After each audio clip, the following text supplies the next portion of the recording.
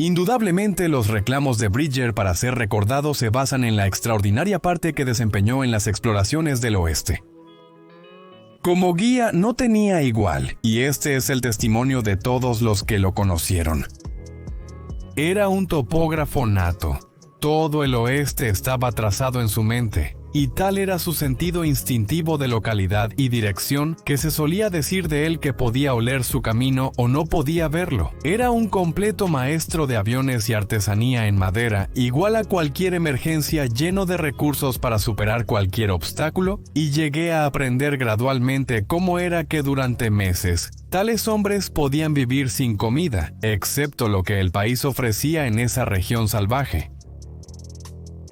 Bridger no era un hombre educado. Aún así, cualquier país que hubiera visto podía describirlo completamente e inteligentemente, y podía hacer una estimación muy correcta del país que lo rodeaba. Podía hacer un mapa de cualquier país por el que hubiera viajado, marcar sus ríos y montañas y los obstáculos en él correctamente, de modo que no había problemas para seguirlo y entenderlo completamente. Como guía, no creo que tuviera igual en las llanuras. Estas citas fueron pronunciadas por nada menos que Grenville Dodge, un oficial del Ejército de la Unión y jefe de inteligencia para Ulysses S. Grant. Y ninguna otra cita en la historia resume mejor las hazañas legendarias de Jim Bridger, el hombre de la montaña, experto explorador y precursor del oeste americano. Esta es su historia.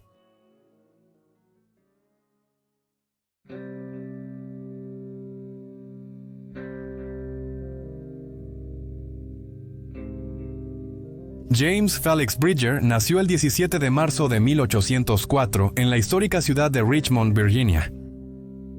Cuando tenía solo 8 años, su padre, un respetable agrimensor y posadero en Old Dominion, trasladó al clan Bridger a la frontera occidental de Illinois. Allí dirigieron una granja familiar justo fuera de St. Louis, donde el joven Jim aprendió tanto la credibilidad del trabajo duro como el amor por la aventura.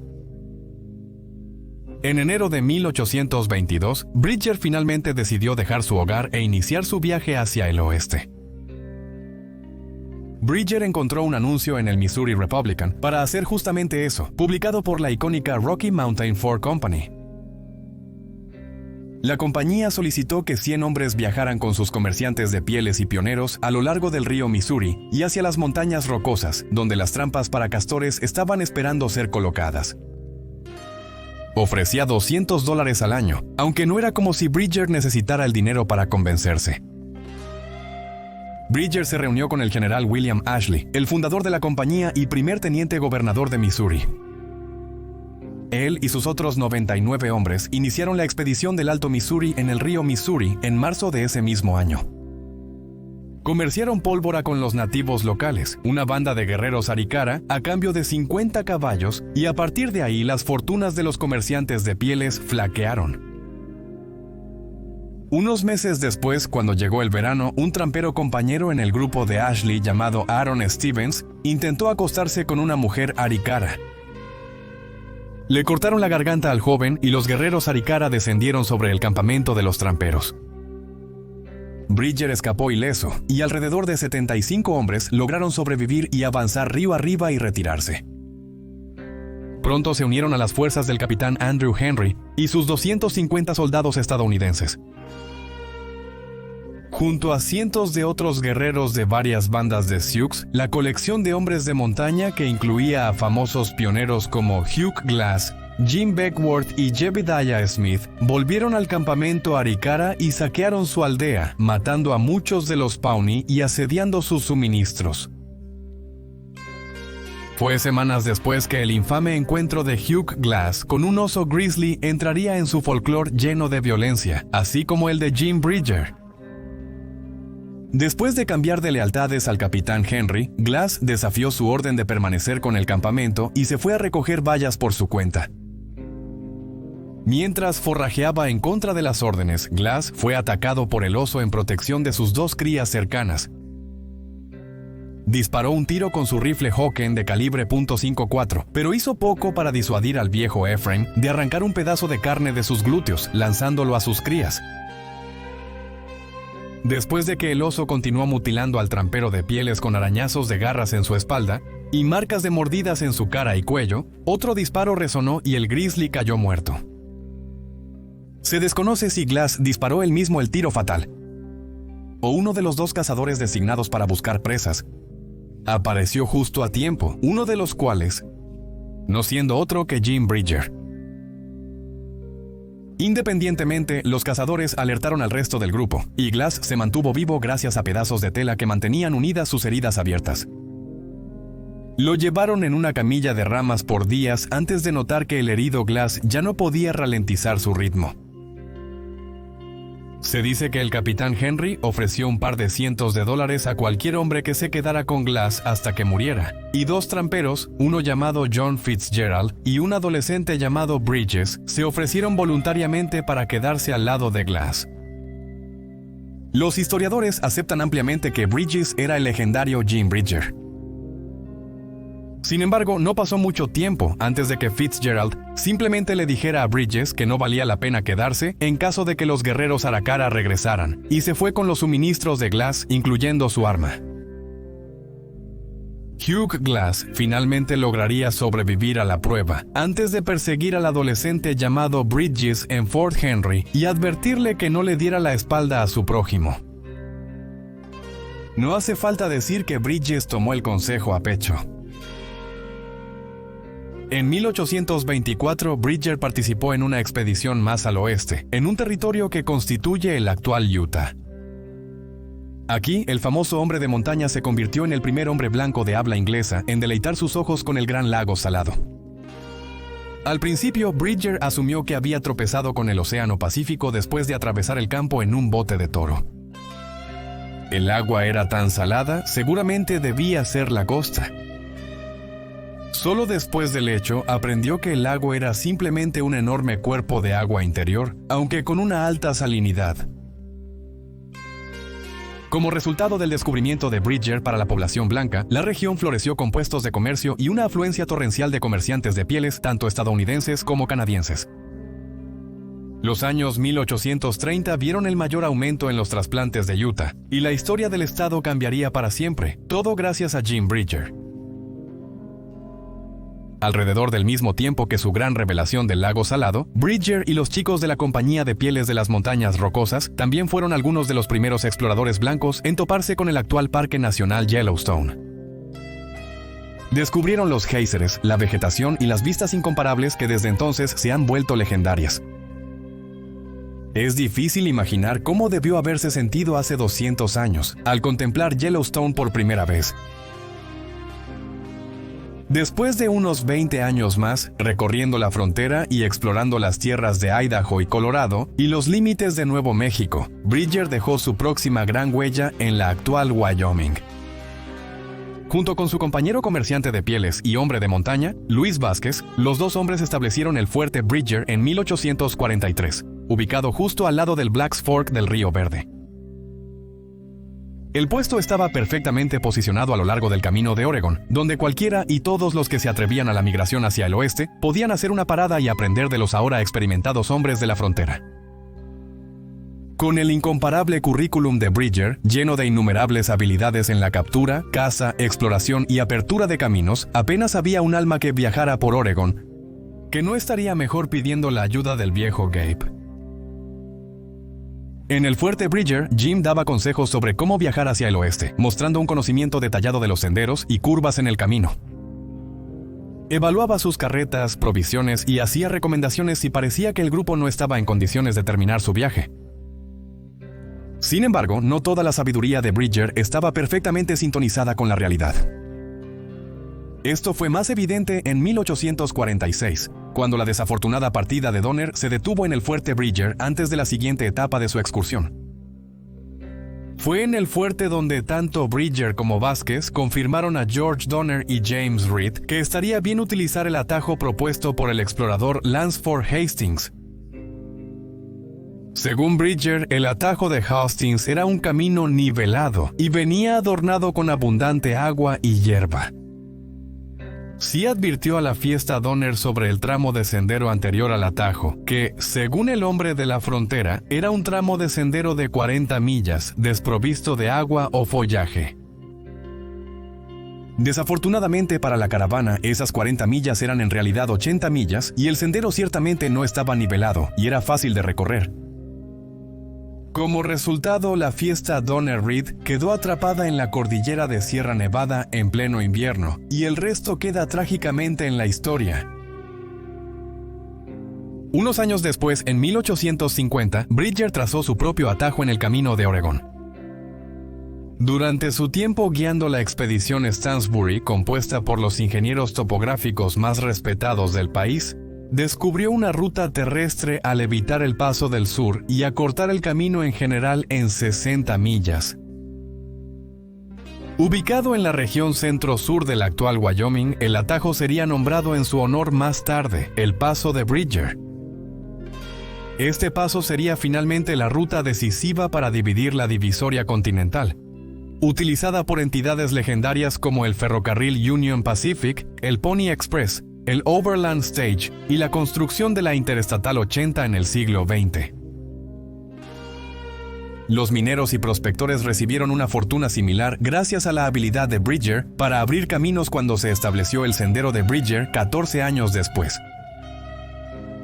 El Sendero de Bozeman, usado por buscadores de oro de Wyoming a Montana, se consideró por mucho tiempo espeso y riesgoso. Para salvar el pellejo de muchas partidas de mineros, Bridger trazó su ruta alternativa, conectando los campos de oro de Montana con Wyoming de una manera mucho más segura. ¿Su premio? Se le otorgó el título de jefe de exploradores. Durante la notoria expedición del río Powder en 1865, que utilizó el sendero Bridger. El año en que Bridger grabó su pasado en el folclore del Camino de Oregón, también se casó con su tercera y última esposa. Se casó con su primera esposa, Emma, de la tribu Flathead, en 1835. Juntos tuvieron 3 hijos. Sin embargo, Emma murió trágicamente 11 años después debido a la fiebre. Poco después, se casó con otra mujer nativa, la hija de un jefe Ute. Ella también murió prematuramente, esta vez en el parto, solo 3 años después de su boda. Luego, en 1850, Bridger conoció a Mary Washakie, la hija del legendario jefe Shoshone, Washakie. Tuvieron 2 hijos juntos. Sin embargo, como los hijos previos de Bridger, la mayoría enfrentó destinos riesgosos. La mayor de Bridger, Mary Ann, fue capturada por los asaltantes Cayuse durante la infame masacre de Whitman y murió tras su liberación del cautiverio. Su hijo Félix, un soldado de la artillería de Missouri, murió a una edad temprana por enfermedad. Y Josephine, una de las primeras amantes de Honest Jim Baker, también murió de una enfermedad. Virginia Bridger finalmente se convirtió en la única hija sobreviviente de su padre. No obstante, Jim Bridger continuó con una perseverancia de platino. A lo largo de los 1850, pasó la mayor parte de su tiempo empleado como guía, tanto para expediciones independientes como para el ejército de los Estados Unidos y en innumerables conflictos. El más grande de los cuales fue la Guerra de Utah, un conflicto principalmente entre el gobierno de los Estados Unidos y los colonos mormones en el territorio de Utah. Surgió a partir de tensiones sobre la gobernanza, la autoridad federal y la autonomía religiosa, lo que finalmente llevó a un enfrentamiento militar entre 1857 y 1858. No obstante, Bridger se involucró mucho antes del primer disparo. Fue en 1847 cuando los primeros colonos mormones llegaron a Utah, justo en los terrenos originales del pionero. La historia cuenta que Bridger y Brigham Young no se llevaban demasiado bien y sus disputas personales sembraron las semillas de una mayor tensión entre el resto del grupo de viajeros mormones. Finalmente, Young y compañía empacaron y abandonaron el dominio de Bridger, pero la agitación persistente no logró disiparse.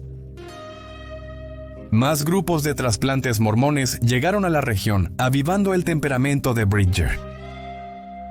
En 1853, la animosidad estaba en su punto más alto y los mormones impusieron su autoridad con creciente firmeza. Enviaron a su milicia a Fort Bridger en un intento de arrestar a Bridger, pero el viejo Gabe no se callaría tan fácilmente. Huyó en plena noche, dejando nada más que un alijo de alcohol detrás. Los mormones, desconcertados y frustrados por los pioneros, destruyeron el alcohol, en parte debido a sus creencias religiosas, en parte porque asumieron que Bridger había estado ejecutando un truco con los nativos locales. Bridger, furioso por su partida inoportuna, intentó ganar el apoyo del entonces presidente de los Estados Unidos, James Buchanan. Los federales no querían involucrarse en la venganza de Bridger, pero eventualmente serían arrastrados a ella de todos modos. Poco después, el gobierno mormón dejó en claro que no tenían intenciones de asimilarse con el gobierno de los Estados Unidos en general. Pero nunca estuvo en los planes aceptar un no por respuesta, y el ejército de los Estados Unidos formó una expedición, comenzando en Fort Leavenworth, Kansas, para marchar hacia Utah y forzar la mano de los mormones. ¿Y quién mejor para ofrecerse como guía y jefe de exploradores para los Estados Unidos que el mismo Jim Bridger? El oficial al mando, el coronel Albert Sidney Johnston, no tuvo problema con la oferta de Bridger. Y uno de sus exploradores, un joven novato llamado William Frederick Cody, veía a Bridger como una figura más grande que la vida, una leyenda que moldearía la mente del chico que eventualmente se convertiría en Buffalo Bill. Desafortunadamente para todos, la primera etapa de la expedición fue terrible. En el invierno del 57, la enfermedad se propagó desenfrenadamente y las tropas se enfermaron más que por heridas de bala. Bridger se consternó al marchar hacia el fuerte Bridger y encontrarlo reducido a cenizas y brasas. Los mormones se habían retirado, pero no antes de asestar el golpe final a la empresa más brillante de Bridger. Al final, Bridger y su compañía tuvieron la última risa, ya que la rebelión del Gran Lago Salado fue sofocada y el gobierno mormón fue absorbido por el gobierno federal. Aunque Bridger no logró cobrar el seguro de los Estados Unidos por sus pérdidas en el puesto de comercio de Fort Bridger, tragó su orgullo y pasó a la siguiente aventura. En 1859, la expedición Reynolds, una misión de mapeo con destino a las cabeceras del río Yellowstone, contrató a Bridger como su guía principal, gracias a sus anteriores hazañas recorriendo Yellowstone. Desafortunadamente, el capitán William Reynolds y su compañía nunca llegaron tan lejos debido a los extremos niveles de nevada en la ruta. Sin embargo, Bridger pudo ayudar a la expedición a explorar tanto el agujero de Pierre como el agujero de Jackson en la actual Idaho. Una de las principales razones por las que Bridger era tan valioso como explorador para el ejército de los Estados Unidos era su conocimiento enciclopédico de las culturas, lenguas y tendencias indígenas. Desde temprano en su vida hizo su misión ganar el respeto de las tribus locales, tanto para crear alianzas como para aprender sobre sus formas de vida. Es por eso que sus 3 esposas eran de una raza indígena, y por qué navegó con facilidad las tensiones de las relaciones entre colonos y nativos durante sus días de comercio de pieles. Estaba en buenos términos con cualquier jefe de guerra o anciano tribal que correspondiera. Sin embargo, para finales de 1860, las relaciones entre Estados Unidos y los nativos americanos se deterioraron irreparablemente. Como resultado del camino de Bozeman, el ejército de los Estados Unidos buscaba establecer una serie de fuertes para complementar sus esfuerzos, y Bridger fue visto como el jefe de exploradores perfecto para la empresa. ¿El único problema? El camino de Bozeman ahora se dividía directamente a través de los terrenos de caza ancestrales de los nativos Lakota, y los guerreros Lakota no lo aceptaban. Pero con el abundante oro que salía del territorio de Montana, a los Estados Unidos no les importaban las preocupaciones de los Lakota, y el general William Tecumseh Sherman, junto con Bridger y el coronel Henry B. Carrington a su lado, erigieron 3 fuertes en el camino para satisfacer la fiebre del oro. Pero cuando 700 soldados estadounidenses llegaron al fuerte Laramie, Red Cloud, un jefe de guerra Lakota, dejó saber a la caballería que los Lakota no se quedarían simplemente de brazos cruzados para ver cómo el desarrollo del camino de Bozeman continuaba agotando sus recursos.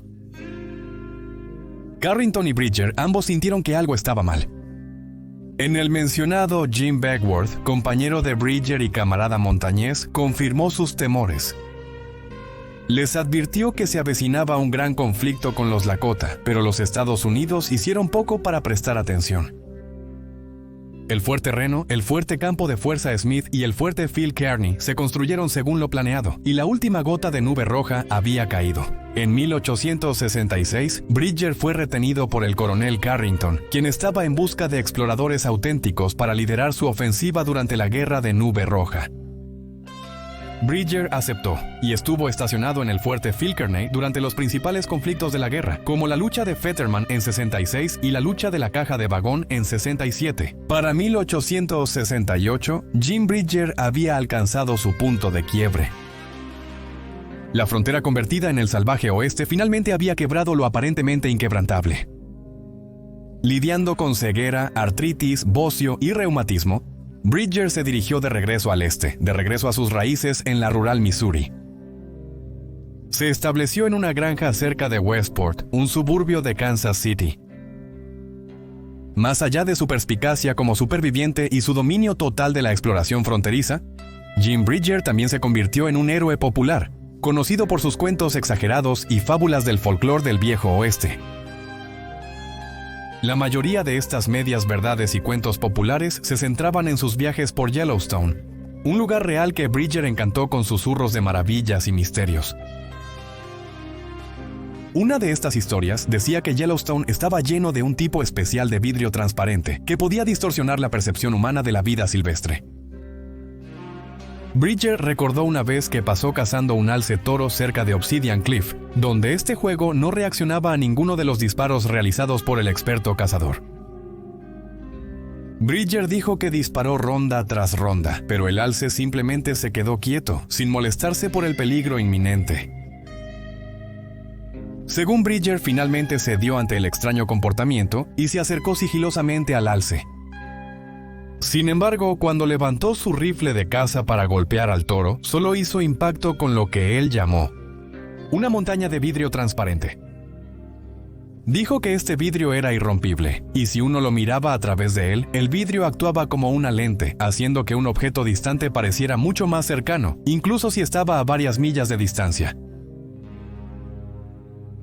Otro famoso bridgerismo giraba en torno a una especie de aves exóticas que aparentemente consideraban Yellowstone su hogar. Según el hombre de la frontera, en lo profundo de Yellowstone había un bosque petrificado lleno de pájaros petrificados que cantaban canciones petrificadas. El significado de esto quedaba a la interpretación del oyente. Un bosque petrificado así, hogar de aves petrificadas, nunca se ha observado antes ni después. Por supuesto, la gente verdaderamente curiosa seguiría haciendo preguntas a Bridger sin importar si él torcía la verdad o no. Una pregunta popular era su dieta mientras aventuraba a través de Yellowstone. El trampero a menudo se encogía de hombros y hablaba sobre la abundante trucha que llenaba un lago específico en el corazón de la región. Se suponía que el lago estaba frío por debajo, con una capa de agua mucho más cálida hirviendo en la superficie, todo gracias a la confluencia de un manantial caliente ubicado cerca. Bridger explicó que si necesitaba comida, simplemente lanzaría su línea, atraparía una trucha en este lago místico y la enrollaría intencionalmente de manera lenta y metódica. De esta manera, las aguas calientes de arriba cocinarían la trucha antes de que rompiera la superficie. Aunque en Yellowstone hay manantiales calientes y poblaciones de truchas en estrecha proximidad, este no es necesariamente un método probado y verdadero. Quizás la más famosa de todas las fábulas de Jim Bridger fue su despertador de montaña de cara plana. Según el hombre de la frontera, su lugar de campamento preferido estaba en el suelo de un valle con una enorme ladera de montaña de cara plana que dominaba su puesto. Bridger dijo que estaba tan lejos, pero tan gigantesco, que si gritaba en la dirección general de la fachada rocosa, no escucharía el eco de su propia voz durante 6 horas. Por lo tanto, para asegurarse de que se levantaba a tiempo para las aventuras del día siguiente, Bridger gritaría: «Es hora de levantarse a la montaña de cara plana». Caería en un sueño profundo. Luego se despertaría al amanecer con el sonido de su propia voz reverberando a través del aire fresco de Yellowstone. Por muy rudo y endurecido que fuera un hombre como Jim Bridger, su creatividad no tenía límites. Solo una verdadera leyenda podría llenar un folclore de tal tamaño. Al final, Bridger fue cuidado por su única hija sobreviviente, Virginia Bridger, durante 13 años hasta su muerte en 1881. Habiendo vivido una vida que abarcó gran parte del siglo XIX, Bridger murió siendo un hombre de muchos recuerdos, innumerables historias y un corazón y alma que tanto formaron como fueron definidos por la frontera estadounidense. El mencionado Grenville Dodge, quien en 1903 trasladó los restos de Bridger al cementerio eterno Mount Washington en Independence, Missouri, una vez declaró lo siguiente sobre Jim Bridger. Jim era un hombre muy sociable. En persona medía más de 6 pies de altura, delgado, recto como una flecha, ágil, de huesos grandes y de una estructura poderosa, ojos grises, cabello castaño y abundante incluso en la vejez, expresión suave y modales agradables. Era hospitalario y generoso, y siempre se le confiaba y respetaba. No podríamos decirlo mejor nosotros mismos.